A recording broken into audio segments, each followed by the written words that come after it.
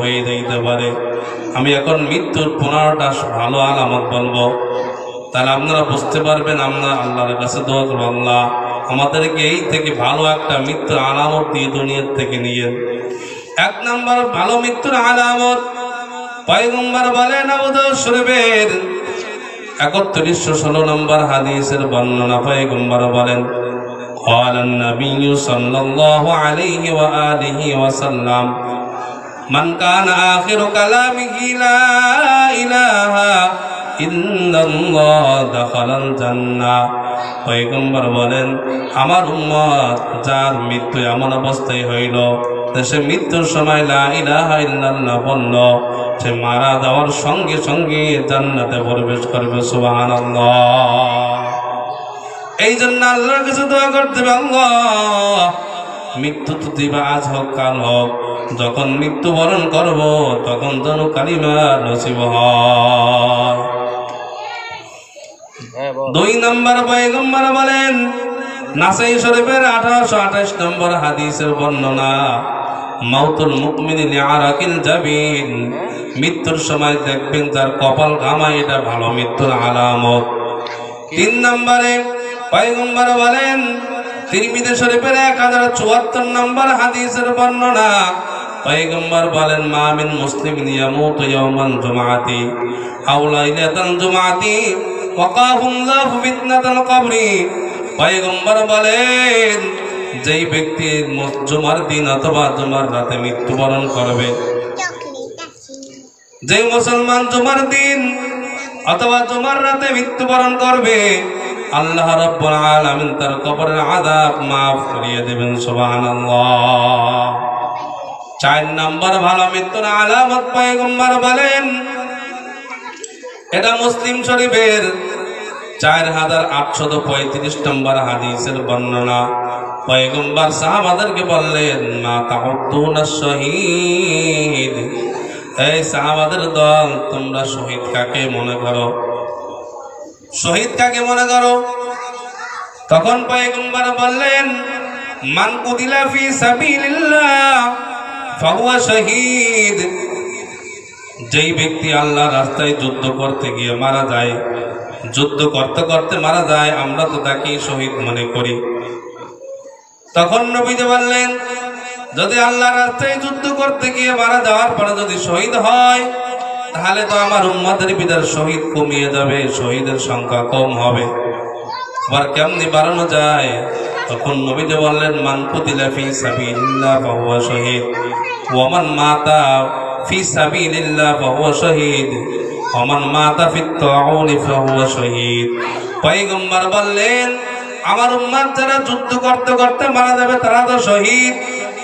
আমার কোন উম্মত যদি যুদ্ধ করতে যাওয়ার পথে মারা যায়, যুদ্ধ এখনো করতে ময়দানে যায় নাই, পথে মারা গেছে, সেও শহীদ। আমার কোন উম্মত যদি মহামারীতে মারা যায়, তাহলে সেও শাহাদাতের মর্যাদা লাভ করবে। 5 নম্বর নবীজি বলেন, বুখারী শরীফের 506 নম্বর হাদিস, 605 নম্বর হাদিসের বর্ণনা, قال النبي صلى الله عليه وآله وسلم সাহিবুল হারাকি শহীদ। পয়গম্বর বলেন, সাহিবুল হাদাম, পয়গম্বর বলেন, আমার কোন উম্মত যদি দেয়াল ধসে মারা যায় বা উপর থেকে কোনো বস্তু পরে মারা যায়, তাহলেও সে শাহাদাতের মর্যাদা লাভ করবে। 6 নম্বর পয়গম্বর বলেন, এটা ইবনে মাজাহ শরীফের 2803 নম্বর হাদিসের বর্ণনা। পয়গম্বর বলেন, قال النبي صلى الله عليه وسلم المرأة تموت بجمع شهادة। পয়গম্বর বলেন, আমার কোন উম্মতের মহিলা যদি গর্ভ অবস্থা অথবা ডেলিভারির সময় মারা যায়, প্রসব বেদনার সময় যদি মারা যায়, তাহলে সে শাহাদাতের মর্যাদা লাভ করবে। সুবহানাল্লাহ। 7 নম্বর পয়গম্বর বলেন, আমার কোন উম্মত যদি বিষ ফোড়ার বিষের ব্যথায় মারা যায়, তাহলেও সে শাহাদাতের মর্যাদা লাভ করবে। 8 নম্বর নবীজি বলেন, এটা হচ্ছে নাসাই শরীফের 1828 নম্বর হাদিসের বর্ণনা। 1846 নম্বর হাদিসের বর্ণনা। পয়গম্বর বলেন, সাহিবুল হারাকি শহীদ, আমার কোন উম্মত যদি আগুনে পুড়িয়ে মারা যায় তাহলেও সে শাহাদাতের মর্যাদা লাভ করবে। তবে যদি ইচ্ছা করি আগুনে ঝাঁপ দিয়ে মরে তাহলে আত্মহত্যার গুনাহ হবে। বাস রাস্তা পার হওয়ার সময় অ্যাক্সিডেন্ট করে মারা গেছেন, খেয়াল করেন নাই, তাহলে শাহাদাতের মর্যাদা। আর যদি ইচ্ছা করে বাসের তলে মাথা দেন তাহলে আত্মহত্যার গুনাহ। 9 নম্বর পয়গম্বর বলেন, মান কুতিলা দুনা আহলিহি ফাহুয়া শহীদ। পয়গম্বর বলেন, এটা বুখারী শরীফের 2840 নম্বর হাদিসের বর্ণনা। মান কুতিলা দুনা আহলিহি ফাহুয়া শহীদ। আমার কোন উম্মত যদি তার পরিবার রক্ষা করতে গিয়ে মারা যায় তাহলেও সে শাহাদাতের মর্যাদা লাভ করবে।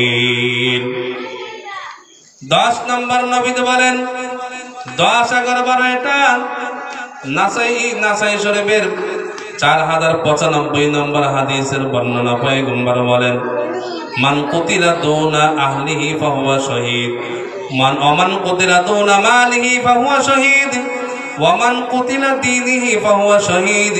পয়গম্বর বলেন, আমার কোন উম্মত যদি তার পরিবার রক্ষা করতে গিয়ে মারা যায়, তার সম্পদ রক্ষা করতে গিয়ে মারা যায়, তার ধর্মকে রক্ষা করতে গিয়ে মারা যায় তাহলে সে শাহাদাতের মর্যাদা লাভ করবেন। সুবহানাল্লাহ। 13 নম্বর পয়গম্বর বলেন, ওমান কুতিলা দুনা লামাতিহি ফাহুয়া শহীদ। আমার কোন উম্মত যদি জুলুমের শিকার হয়ে মারা যায় তাহলেও সে শাহাদাতের মর্যাদা লাভ করবেন। সুবহানাল্লাহ।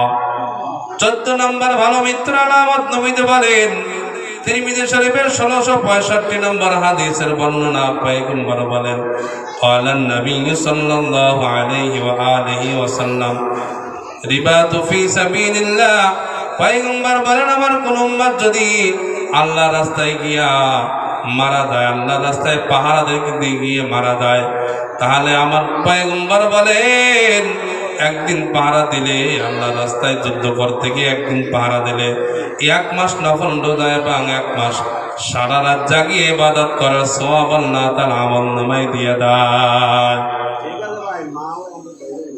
15 নম্বর নবীজি বলেন, মান তাসাদদাকা বিসাদাকাতিন খুতিমা লাহু বিহা দাখালাল জান্নাহ। আমার কোন উম্মত যদি কোন নফল দান সদ্দা করার পর মারা যায় তাহলে সে শাহাদাতের মর্যাদা লাভ করবে। এটা মুসনাদ আহমদ হাদিস নাম্বার 23372 নম্বর হাদিসের বর্ণনা। আবার একটা লম্বা হাদিস শোনাই। পয়গম্বর এক সাহাবী বর্ণনা করেন, খরাজনা মা'a রাসূলিল্লাহি সাল্লাল্লাহু আলাইহি ওয়া আলিহি ওয়াসাল্লাম ফি জানাজাতি রাজুলিন মিনাল আনসার। পয়গম্বর বলেন, আমরা নবীদের সঙ্গে একজন আনসারী সাহাবীর জানাজা পড়ার জন্য গেলাম। এখন ওই সাহাবার লাশটা কবরে রাখা হয় নাই। নবীজি ওই সাহাবার কবরের কাছে কিনারায় গিয়ে বসলেন। বসার পর নবীজি একটা লাঠি হাতে নিয়ে নিচের দিক তাকাইয়া আঁকাআঁকি করতেছিলেন। নবীজি যখন বসলেন, সাহাবী বর্ণনা করেন, ওয়াজালাসনা হাওলাহু, আমরাও নবীজির চতুর্পাশ দিয়ে বসে গেলাম। এমন ভাবে বসলাম যে একটা পাখি যদি আমাদের কারো মাথার উপর পড়ে, পাখি এটা মনে করতে পারবে না যে এটা মানুষ না একটা গাছ। এমন ভাবে আমরা বসলাম। এরপর নবীজি কিছুক্ষণ পর ফারাফা রাসাহু, মাথা উঠাইলেন। মাথা উঠানোর পর সাহাবাদেরকে লক্ষ্য করে বললেন, ও সাহাবায়ে দল, ইস্তাঈযু বিল্লাহি মিন আযাবিল কবরি মাররাতান আও সালাসান। তোমরা আল্লাহ তাআলার কাছে এই কবরের আযাব থেকে তোমরা আল্লাহ তাআলার কাছে পানাহ চাও। নবীজি এই কথাটা 2 বার অথবা 3 বার বললেন। এরপর বললেন, ইন্নাল আবদাল মুমিনা ফি ইনকিতাইম মিনাদ দুনিয়া ওয়া ইকবালিম মিনাল আখিরাহ। যখন কোন মুমিন ব্যক্তি দুনিয়ার থেকে যাওয়ার সময় হয়, দুনিয়ার থেকে আখিরাতের দিকে যাওয়ার সময় হয়, তখন তার রূহকে নেওয়ার জন্য, ইস্তিকবাল করার জন্য শত শত ফেরেশতা তার কিনারায়, তার পাশে এসে বসে যায়। ফেরেশতারা বসিয়ে থাকে ভাই বলে শোনায়, ইন্নাল্লাযীনা ক্বালু রাব্বুনাল্লাহ সুম্মা ইসতাকামু তাতানাজ্জালু আলাইহিমুল মালাইকাতু আল্লা তাখাফু ওয়া লা তাহজানু ওয়া আবশিরু বিল জান্নাতিল্লাতী কুনতুম তুআদুন।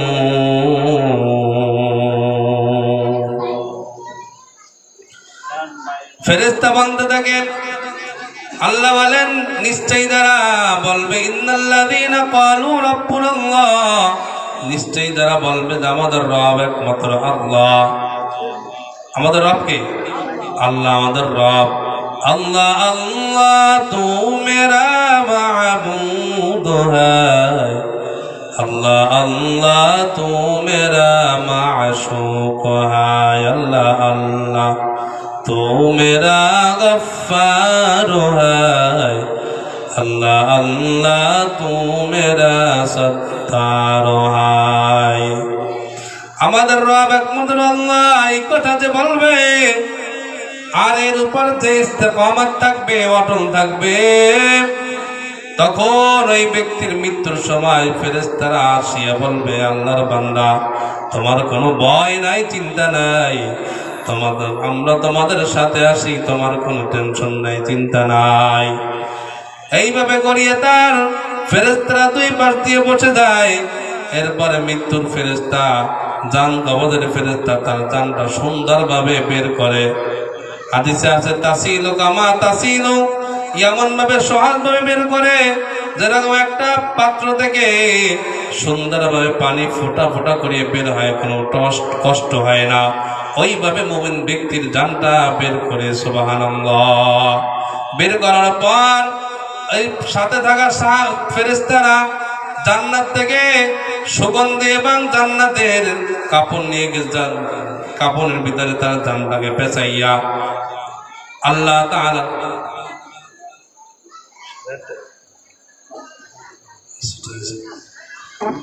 এইভাবে করিয়া জানটাকে তার ওই সুগন্ধি মাখাইয়া এবং জান্নাতি কাপড়ের পেঁচাইয়া উপরের দিকে নিয়ে যাইতে থাকে। যাইতে যাইতে যখন উপরের দিকে যায়, প্রথম আসমানে যখন যায়, বলে কার জান নিয়ে আসছো? বলে অমুকের এলাকার অমুকের সন্তানের জান নিয়ে আসছি। জান থেকে সুগন্ধি বের হইতে থাকে, তারা আসমানের দরজা খুলিয়ে দেয়। এইভাবে করতে করতে আল্লাহর কাছে নিয়ে যান। এরপর আল্লাহ রাব্বুল আলামিন বলেন, উকতুবু কিতাব আবদি ফি ইল্লিয়িন, আমার বান্দার আমলনামাটা ইল্লিয়িনে লিপিবদ্ধ করে দাও। এরপর যখন দুনিয়ার মানুষ তাকে যখন তার শরীর থেকে কাপড়টাকে আলাদা করি, তাকে যখন গোসল করাইয়া, তাকে যখন জানাজা পড়াইয়া শেষ বিদায় দেওয়ার জন্য যখন নিয়ে যায়, কবরস্থ করার জন্য যখন নিয়ে যায়, তখন ওই মৃত্যু ব্যক্তি মনে করে এই সমস্ত লোক আমার সঙ্গে যাবে। এরপরে কিছুক্ষণ পর যখন কবরের কিনারায় রাখিয়া 3 জন অথবা 4 জন তার লাশটাকে কবরে নামায়, তখন ওই মৃত্যু ব্যক্তি মনে করে 4 জন আমার সঙ্গে যাবে। কিছুক্ষণ পর যখন একজন লাফ মরিয়ে উঠিয়া যায়, তখন মনে করে এই 3 জন আমার সাথে যাবে। আবার কিছুক্ষণ পরে যখন 1 জন 2 জন করিয়ে উঠে যায়, একজন যখন তাকে মনে করে 1 জন আমার সঙ্গে যাবে। কিছুক্ষণ পরে যখন বাসার চালি বিছাইয়া ওই 1 জন লাফ মরিয়ে উঠিয়ে যায়, তখন ওই মৃত্যু ব্যক্তি চিৎকার করে বলে, তোমরা কোথায় যাও? আমাকে একা রাখিয়ে তোমরা কোথায় যাও? আমি এই অন্ধকার খবরে একা একা কেমনে থাকবো? এইভাবে করিয়া চিৎকার মারতে থাকে, কিন্তু দুনিয়ার আমরা কেউ সেটা শুনতে পাই না।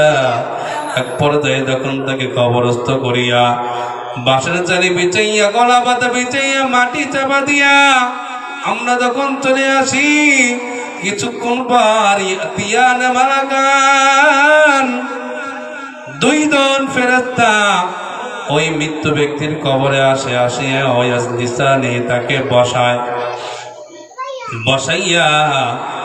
বসাইয়া তাকে প্রশ্ন করতে দেখে মার রব্বুকা, মার রব্বুকা, তোমার রবকে, ওয়া মা দীনুকা, তোমার দিন কি, ওয়া মান নাবিয়্যুকা,